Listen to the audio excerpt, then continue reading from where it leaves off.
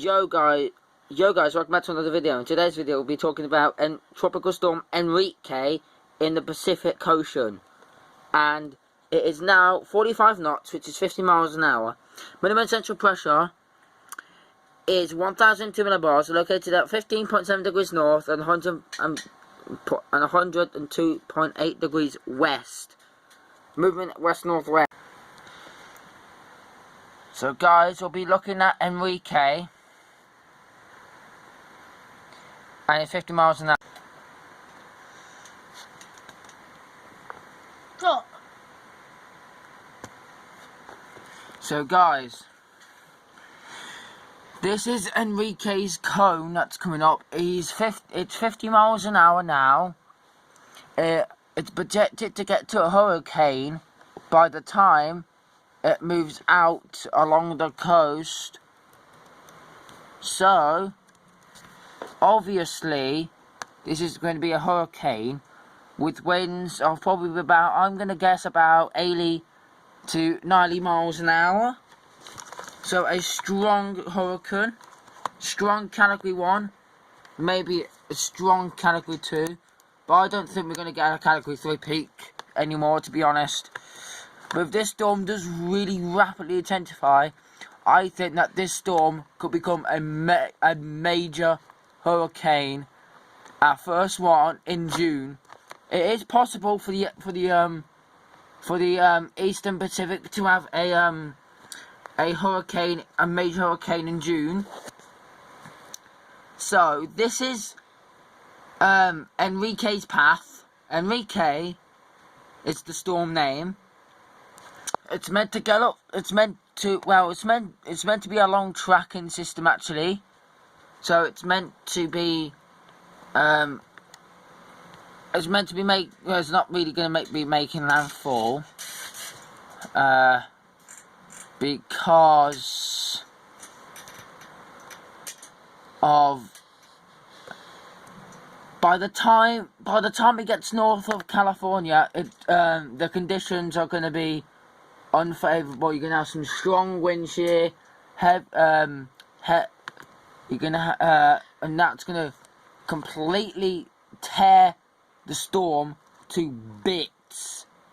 So if you guys like details of the breakdowns, don't forget to like, comment, subscribe, share, and I guess so this is Enrique. It's meant to get to a hurricane by tomorrow at 7 AM Saturday, right? It's meant to be a tropical storm. It's meant to be at least, I think it's probably going to be about 70 miles an hour, because it has been rapidly intensifying, because it went from 40 to about 50. So I reckon it's going to be about 80 miles an hour, probably about 120, I think the peak is. We don't also have a system in the Pacific, but we also have one in the Atlantic. Well, I think we have two or one.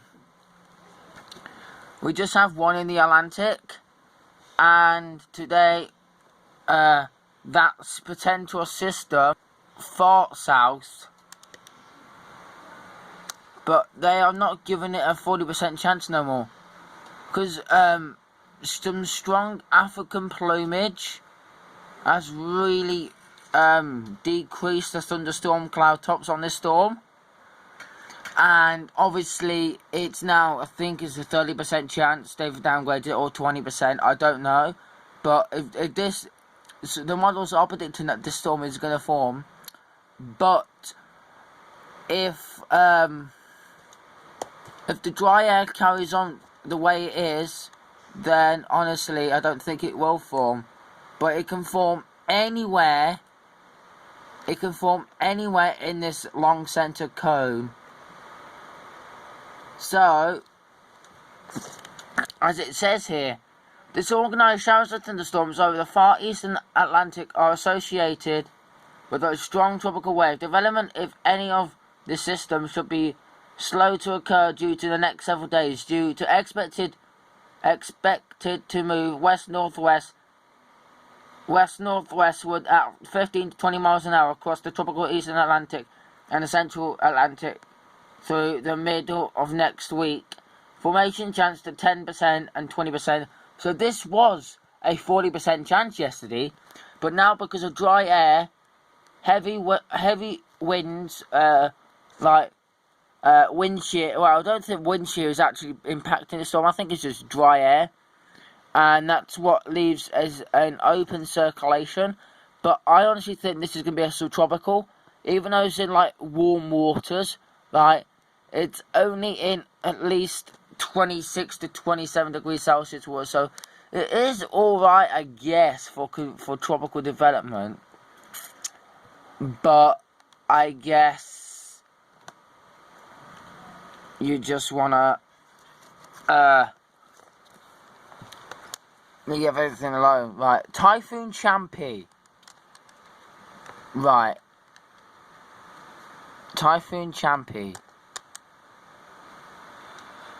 They've actually named it a typhoon, the second typhoon of this season.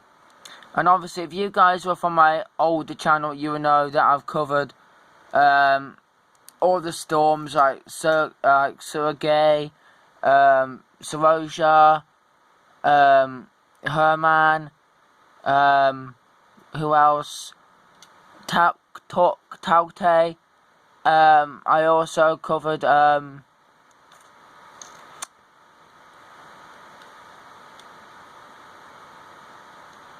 some other stuff, which this is now a typhoon. But I honestly think that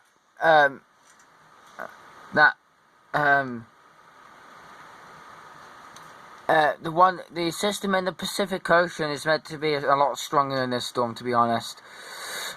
It is 65 miles an hour now.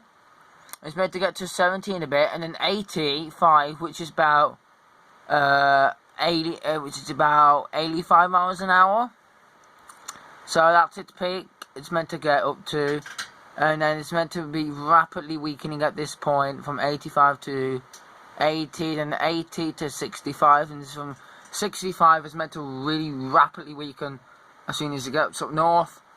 So yeah. I'll show you some forecast models of what this system is going to do, and I might show you Enzo El Nino and Enzo La Nina. So it doesn't look like El Nino's coming back, to be honest, but we have to keep an eye on El Nino and La Nina. The only reason why is because most of the models are predicting that we are moving up north, like in 0.8 degrees, which is on Australian standards. That's a thingy. So anyway, guys, if you want this part on Tropical Tidbits, me talking about Enzo, La Nina. When are we going to have El Nino coming back? When are we going to have La Nina, if La Nina will return? How warm are the sea surface temperatures in the Western Pacific, Eastern Pacific, and the Atlantic? And what are the forecast models for for forming for all the storms in the MDR or anything? The MDR significantly blew up in warmth in the past few weeks. So yeah, guys, if you enjoyed this video, don't forget to like, comment, subscribe, share, and I guess I shall see you all in the next video. And remember what I said, stay safe from hurricanes, tropical cyclones, and any other natural disasters, whether you're in China, Australia, Africa, Europe, England, America, Cabo Verde Islands, Leeward Islands, Florida, wherever you are, stay safe. And I hope I'll see you guys in the next video. Stay peace and have a great day. And enjoy your flipping weekend with your host, Declan. Anyway, I should see you all guys tomorrow, and I guess, yeah, goodbye, and Have a lovely day.